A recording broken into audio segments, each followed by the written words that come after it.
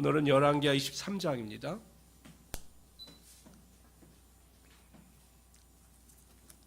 구약성경 602페이지입니다.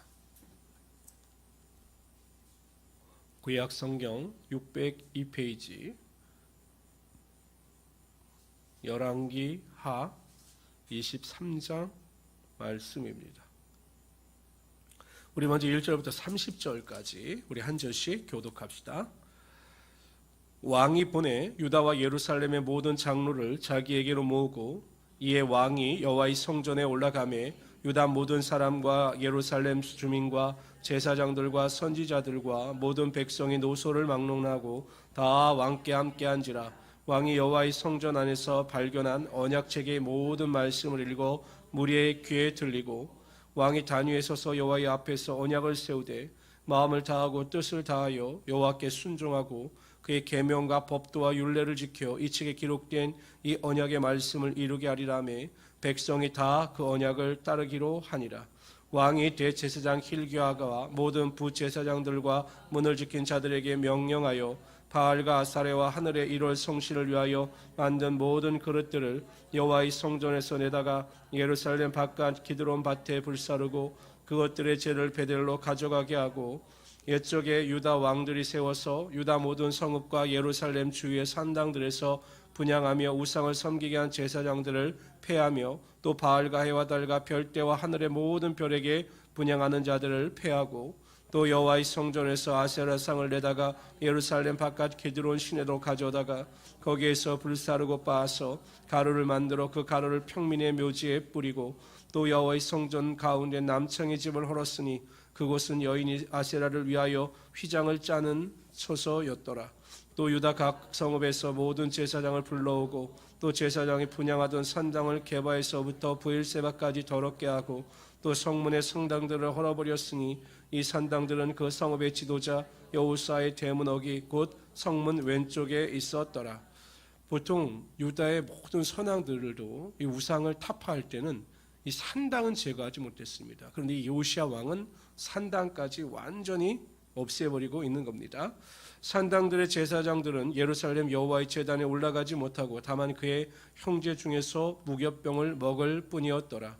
왕이 또 흰놈의 아들 골짜기에 도벳을 더럽게 하여 어떤 사람도 몰록에게 드리기 위하여 자기의 자녀를 불러 지나가지 못하게 하고 또 유다 여러 왕이 태양을 위하여 드린 말들을 제하여 버렸으니 이 말들은 여호와의 성전으로 들어가는 곳의 근처 네시 나다멜렉의 집 곁에 있던 것이며 또 태양 수레를 불사르고 유다 여러 왕이 아하스의 다락 지붕에 세운 제자들과 므낫세가 여호와의 성전 두 마당에 세운 제자들을 왕이 다 헐고 거기서 빻아내려서 그것들의 가루를 기드론 시내에 쏟아버리고 또 예루살렘 앞 멸망의 산 오른쪽에 세운 산당들을 왕이 더럽게 하였으니 이는 야쪽에 이스라엘 왕 솔로몬이 시돈 사람이 가증한 아스타롯과 모압 사람이 가증한 그모스와 암몬 자손이 가증한 밀곰을 위하여 세웠던 것이며 또 왕이 또 석상들을 깨뜨리며 아세라 목상들을 찍고 사람의 해골로 그것에 채웠더라.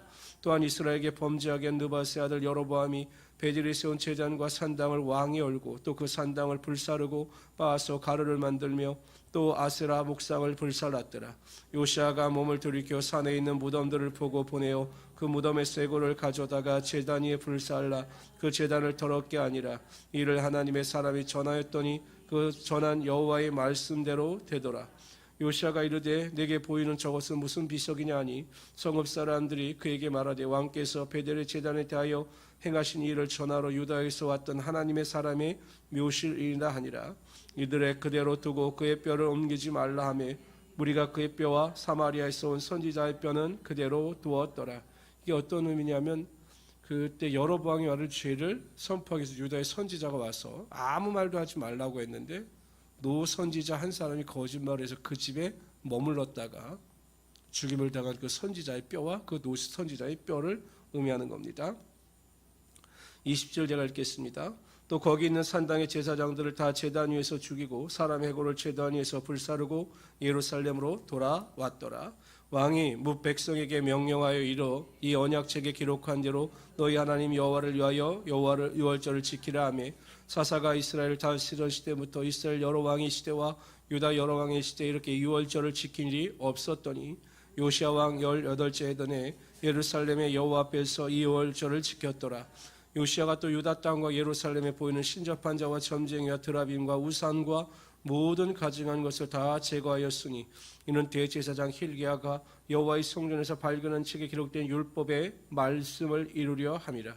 요시야와 같이 마음을 다하여 뜻을 다하여 힘을 다하여 모세의 율법을 따라 여호와께로 돌이킨 왕은 요시야 전에도 없었고 후에도 그와 같은 자가 없었더라.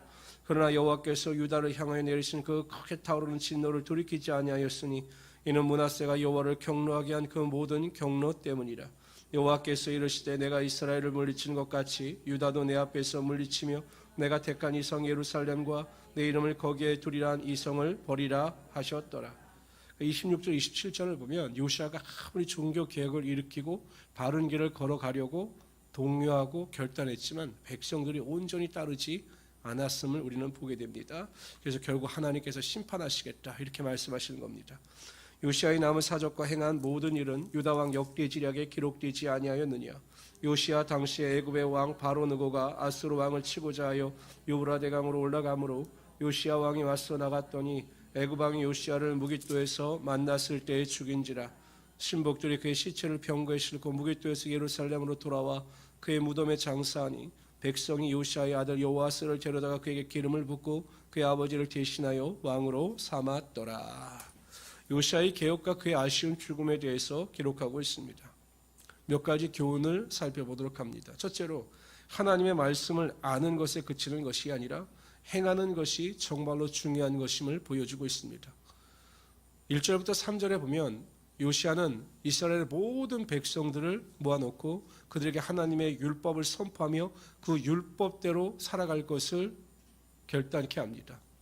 그리고 그것을 결단케 한 것에 머무르는 것이 아니라 요시야 스스로가 그 하나님의 말씀을 쫓아 우상을 제거하고 유월절을 지키며 하나님의 말씀대로 행하고 있는 것을 보게 되는 것입니다.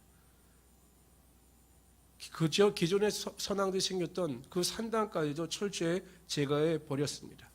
그래서 25절에 보면 하나님 앞에서 그와 같은 왕이 없었다라고 하나님은 그를 평가하십니다. 그러니까 말씀을 아는 것에 그치는 것이 아니라 말씀을 철저히 순종해서 그 말씀대로 행했다라는 것입니다. 야고보서 1장 25절에 보면 자유롭게 하는 온전한 율법을 들여다보고 그러니까 하나님의 말씀을 들여다보고 있는 자는 듣고 잊어버리는 자가 아니요 실천하는 자니 이 사람은 그 행하는 일에 복을 받으리라. 그러니까 하나님의 말씀대로 행하는 자는 반드시 하나님께서 그를 복을 주시고 그에게 하나님의 은혜와 능력이 임하게 하여 주시겠다라고 약속하신 것입니다.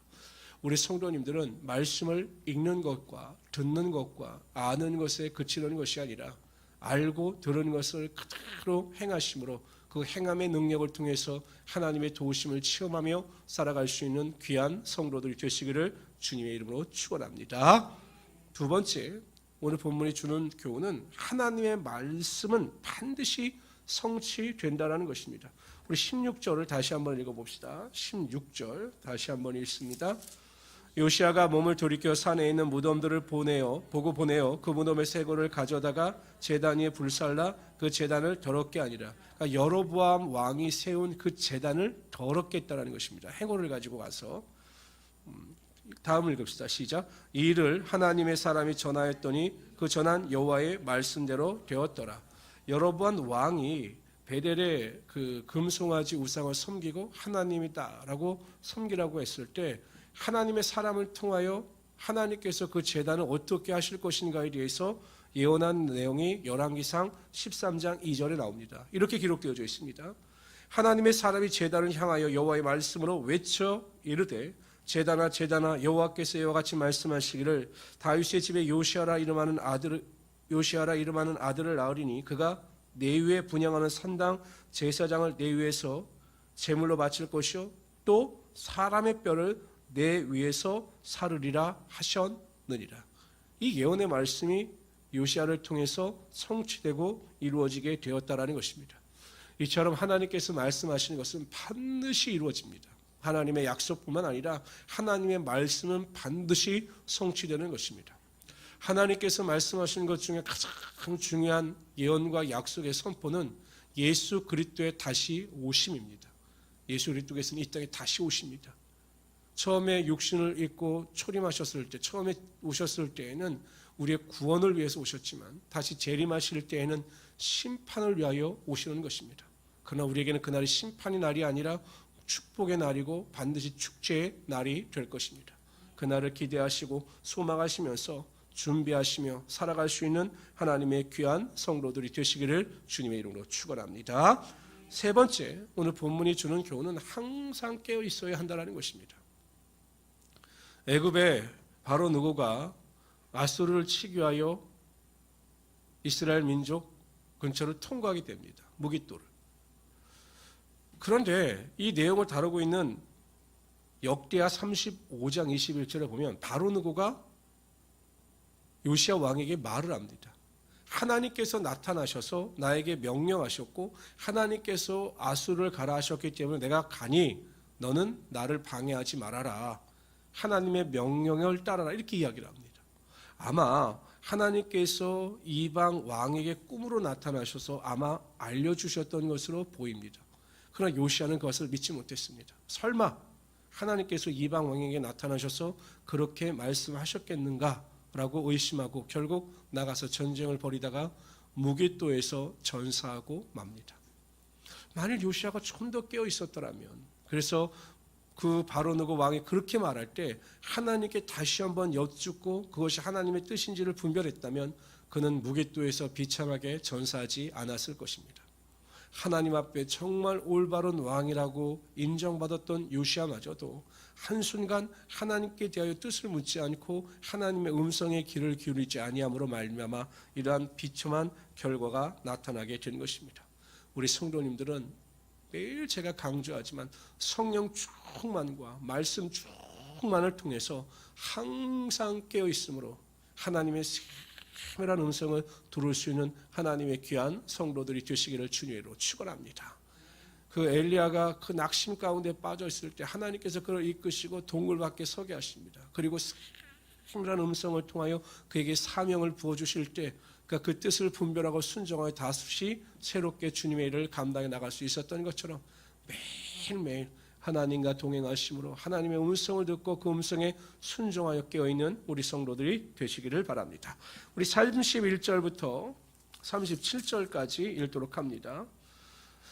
여호아스가 왕이 될 때 나이가 23세라 예루살렘에서 석 달간 다스리니라. 그의 어머님의 이름은 하무달이라 림나 예레미야의 딸이더라. 여호야하스가 그의 조상들의 모든 행위대로 여호와 보시기에 악을 행하였더니 바로 느고가 그를 하마 땅 림나에 가두어 예루살렘의 왕이 되지 못하게 하고 또 그 나라로 100달란트와 금 1달란트를 벌금으로 내게 하고 바로 느고가 요시야의 아들 엘리야김을 그의 아버지 요시야를 대신하여 왕으로 삼고 그의 이름을 고쳐 여호야김이라 하고 여호아스는 애굽으로 잡아갔더니 그가 거기서 죽으니라. 여호야김이 은과 금을 바로에게 주니라. 그가 바로 느고의 명령대로 그에게 그 돈을 주게 하여 나라에 부과하되 백성들 각 사람의 힘대로 액수를 정하고 은금을 쟁수하였더라. 여호야김이 왕이 될 때 나이가 25세라 예루살렘에 11년간 다스리니라. 그의 어머님의 이름은 스비다라 루마 부야다의 딸이더라. 여호야김이 그의 조상들이 행한 모든 일을 따라 여호와 보시기에 악을 행하였더라. 여호아스와 여호야김 왕에 대한 이야기입니다. 두 사람의 공통점이 무엇이냐? 이렇게 나옵니다. 여호와 보시기에 악을 행하였느니라. 결국 인생의 평가는 하나님 앞에서 우리가 무엇을 어떻게 행했느냐 이거에 따라 우리 인생의 평가와 결과가 결정되어지는 것입니다. 하나님 앞에서 악을 행했느냐? 하나님 앞에서 선을 행했느냐? 다윗의 길을 걸어갔느냐? 여로보암의 길을 걸어갔느냐가 우리의 인생을 평가하는 기준이 된다는 것입니다. 우리 성도님들은 항상 하나님 보시기에 다윗의 길, 여호와 하나님께서 인정하시는 길을 걸어가심으로 하나님으로부터 인정받고 하나님의 은혜를 쫓아 인도하심을 받는 하나님의 귀한 성도들이 되시기를 주님의 이름으로 축원합니다.